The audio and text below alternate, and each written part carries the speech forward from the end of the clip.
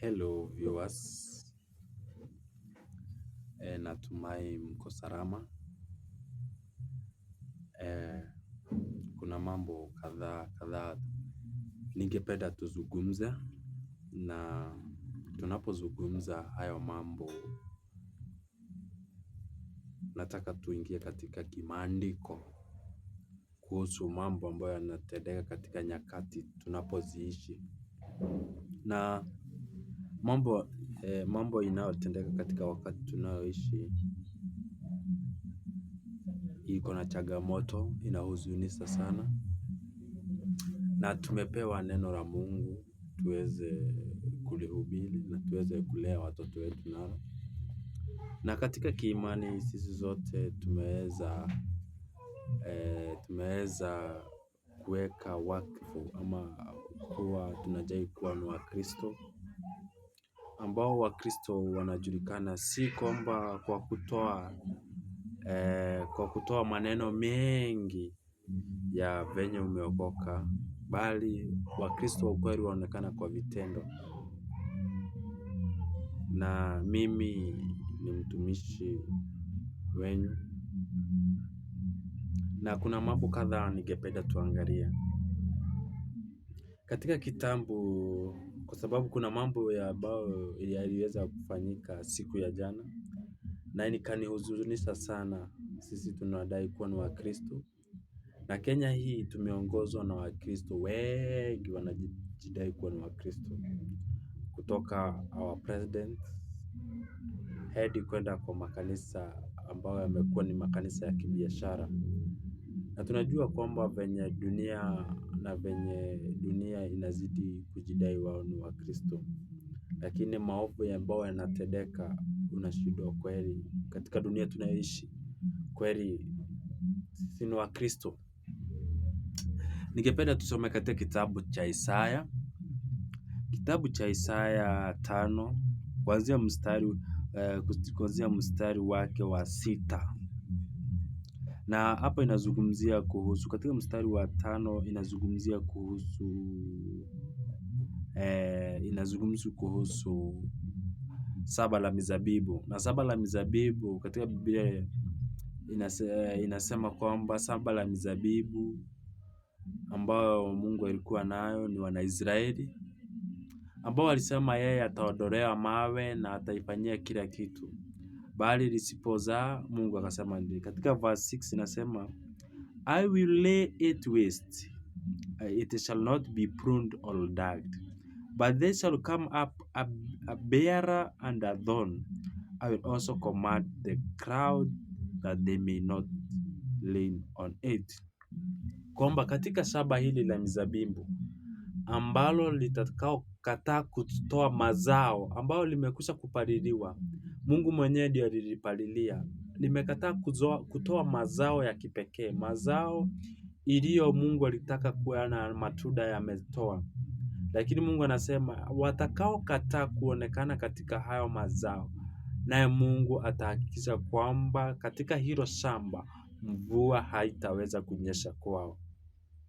Katika hilo shamba mvua haitaweza kunyesha kwao. Kwa nini? Kwa sababu Waisraeli walikuwa lile shamba lililotolewa na Mungu, overflowing fire. Ukisoma hapo verse 5 from verse 1, nasema nilikuwa na beloved song ambayo ilikuwa na vineyard. Tunaona venye alitoa katika Wanaisraeli katika kwa nani? Kwa Farao. Na tunasikia kwamba Farao anauliza Mungu, who are you? Who is God to be worshipped? Na Mungu anasema mtakao kuwa hamna mazao, kwa sababu wachungaji na watu wanaodai wao ni Wakristo ambao hawana mazao. Mungu anasema I will command, Mungu ataagiza mbingu zisiweze kunyeshea hiyo nchi mvua. Twende katika kitabu cha Proverbs. Kitabu ni Proverbs. Tusikie Proverbs 25:14. Proverbs 25:14 inasema, 25:14 inasema hivi, maandiko inasema, Biblia inasema, Proverbs 25:14 inasema hivi,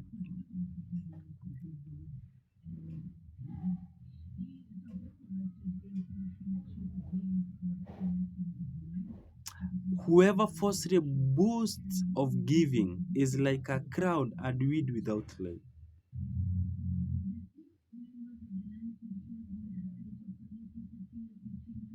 Whoever falsely boasts of giving, whoever falsely boasts of giving is like a crowd without life.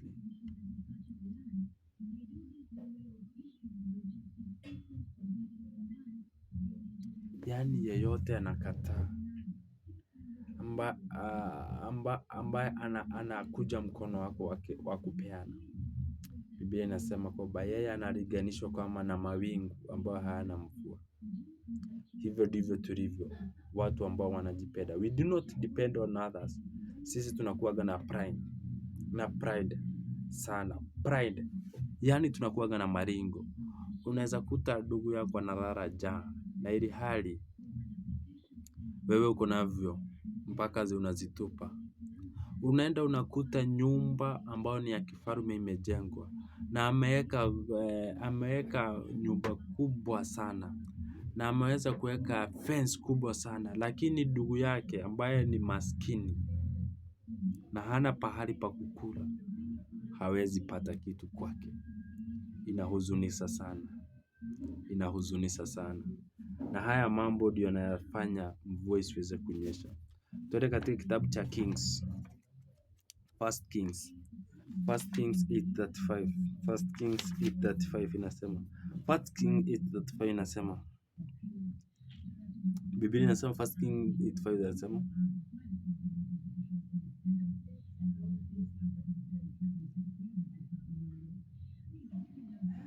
And when the heaven are shut up, there is no rain because they have sinned against you. Ati kwamba mbingu zikiweza kufungwa kwa sababu hakuna mvua. And when the heavens are shut up and there is no rain because they have sinned against. Ati kwa sababu mmefanya dhambi, kwa sababu mmefanya dhambi, have sinned against you. Wamefanya dhambi, wamemkosea Mungu. Nasema when they pray toward this place and confess their name and the truth from and when they pray toward this place and confess your name and turn from their sin because your affliction. Yani Sulemani anasema kwamba na wakati utakapofunga mbingu na kukose kunyesha na wana wako watakapokurudia kwa sababu wamefanya dhambi, watakapokurudia kwa sababu ya yale machafuko wamezidi kufanya, nawe utaweza kuwasamea. And when they pray toward this place, you will hear them in heaven, and then hear in heaven and forgive the sin of your servant, your people Israel, that you may teach them the good way in which they should walk, and set laying on your land which you have given your people as inheritance. At wakati utaweza kuona wataweza kukuomba na wakurudie, nawe utaweza kuwapea mvua katika shamba lao. Verse 37 inasema when there is famine in the land and pestilence. At wakati kutakuwa na njaa na pestilence and blight or mildew, locust or grasshopper, when the enemy besiege from the land of their cities, whatever plague or whatever sickness there is. Ati kama ni hata ugonjwa, hata calamity yenye tulikuwa nao COVID, hata kama imetuzunguka, na sisi tutamrudilia Mungu wetu katika tumaini zetu, naye Mungu akiwa mbinguni atatusikia na atatupea mvua. Ni kwa sababu ya dhambi zetu ambazo tumezifanya, tukiongozwa na wachungaji wetu wanaojidai wao ni wachungaji, ili hali wao wanajua ni wachungaji wa uongo. Katika kitabu cha James 5:17, James 5:17, Yakobo 5:17 inasema hivi: Elijah was a man with nature like ours, and he prayed earnestly that it would not rain, and it didn't not rain in the land for 3 years and 6 months.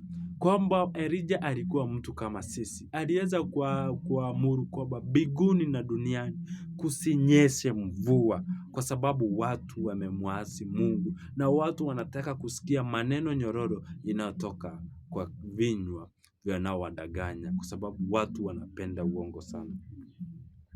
Hiyo ndio our brethren Elijah alisema kwa kipindi cha miaka 3.5 uweze kuwa na mvua. Twende katika kitabu cha Luka. Kabla tujaenda Luka, twende Deuteronomy. Kumbukumbu la Torati 11:6.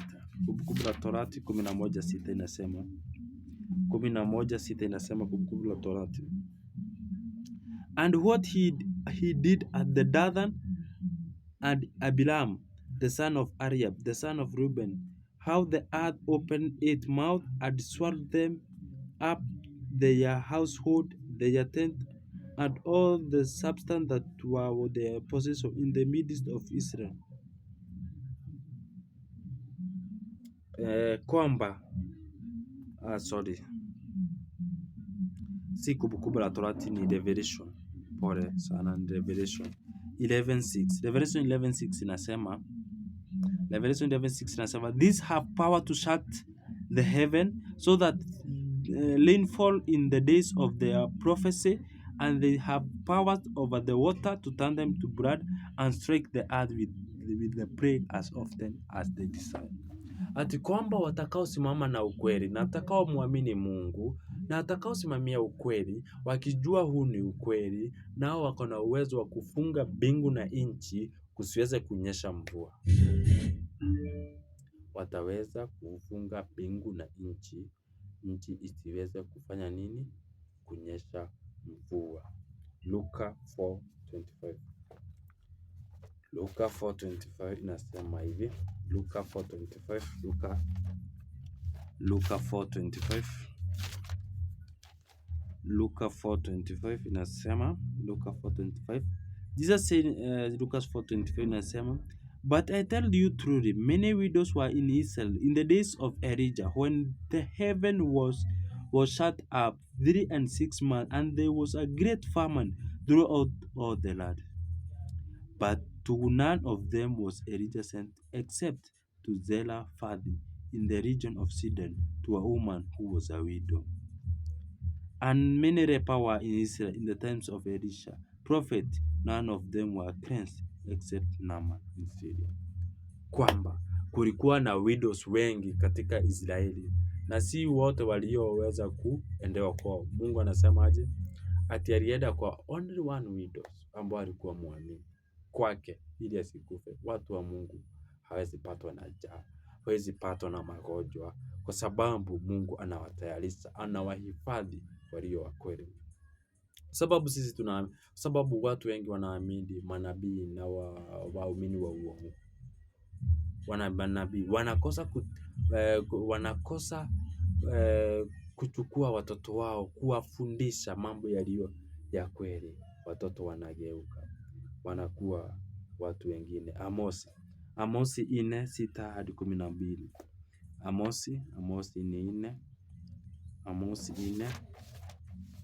Amosi 4:6-12 nasema, also I gave you a clean of the teeth on your cities, and lack of bread in all the places. Yet you have not returned to me, says the Lord. Ati kwamba Mungu amewafanya mkose mkote katika nchi yenu, na kwamba hamjamrudia. I also withheld rain from you when there was still 3 months to harvest. Ani Mungu amefugilia mvua, kwamba ikiwa imebakisha miezi 3 mweze kuweza kupata malisho yenu, lakini hamjamrudia. I made it to rain on one city. I withheld rain from one city, and one part was rained upon. Where it did not rain, the part withered. So the 2 or 3 cities wandered to one city to drink water. Kama ilivyo sahi, mpaka sahi si kila mtu anapata maji ya kunywa Nairobi mzima.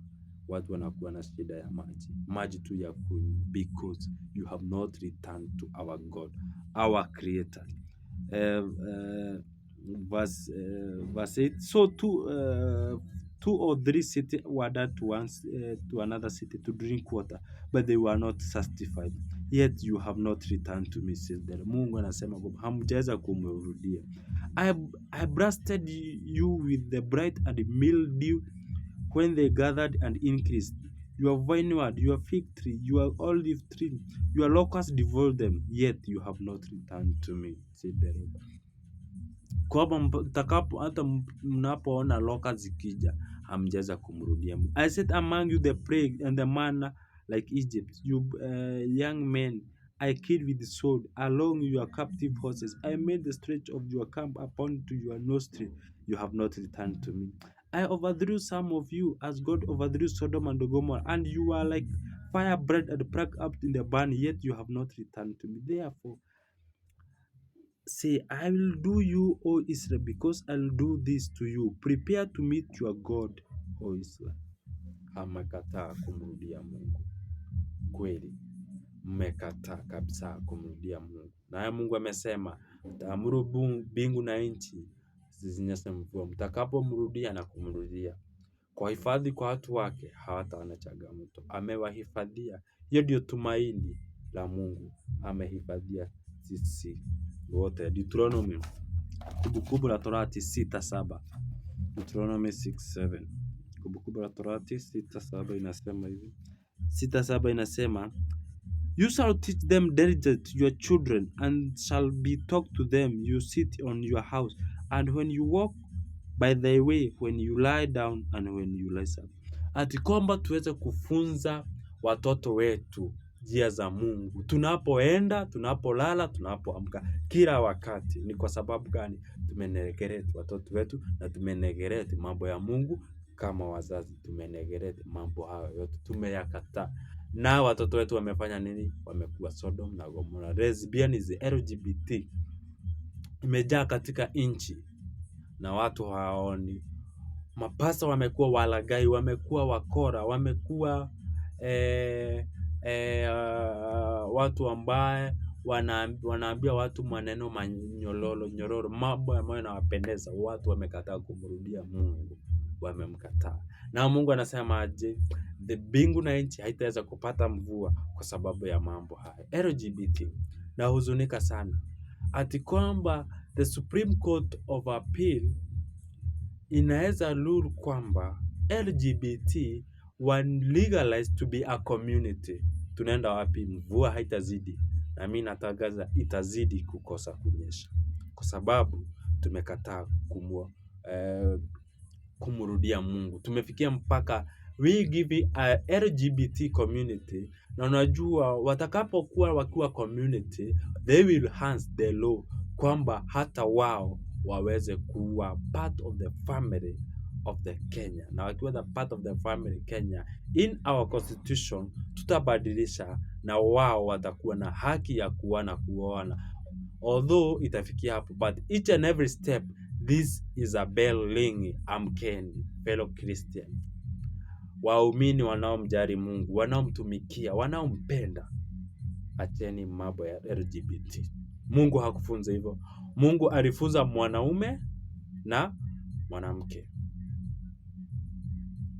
Na kuna kitu kingine, CBC imeleta kitu ambao inaonyesha kwamba two mothers having a child. How?